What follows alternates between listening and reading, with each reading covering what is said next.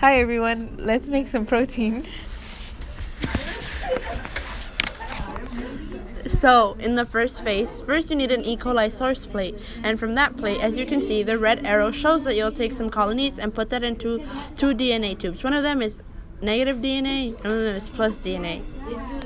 So then after that, you take those two tubes, and then only to the plus DNA, you'll get the piglo plasmid and insert it into there. Then after that, get your two tubes and then place them into cold temperature for 10 minutes.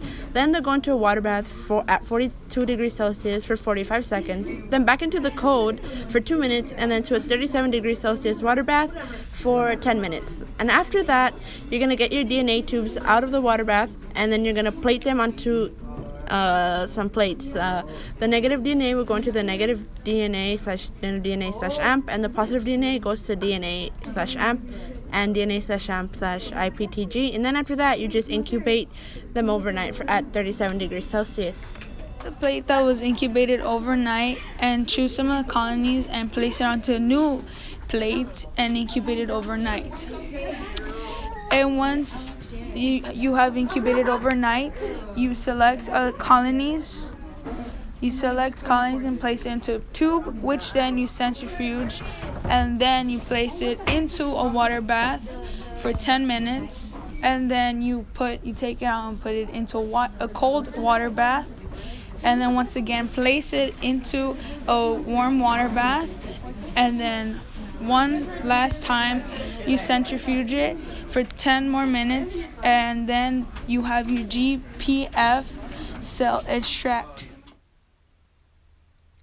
Now we are in our third phase, which is purifying the protein. Our first step is to obtain the chromatograph column and set it up. Then we will add our eluting buffer, and after we will add our slurry, which is just a mixture of absorbent and solvent. Then we will remove the cap, add eluting buffer again, and then cap the chromatograph column.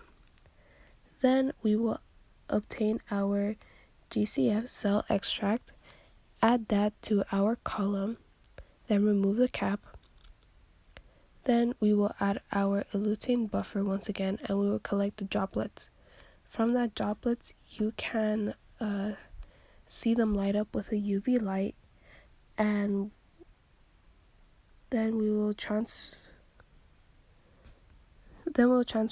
it to a GCF nature and a GCF denature too. Finally, we're on phase 4, protein electrophoresis. Once we have finished extracting the GCF and the whole procedure from phase 3, we are going to run a gel electrophoresis just to prove that we had correctly transformed our bacteria. So once you finish running the protein electrophoresis, you're going to place the gel in a tray that is submerged into a dyed fluid. That fluid will enhance the DNA color, and from then we'll be able to correctly analyze our results by comparing it to a controlled DNA run, and we will see if our DNA or protein DNA actually didn't come out correct.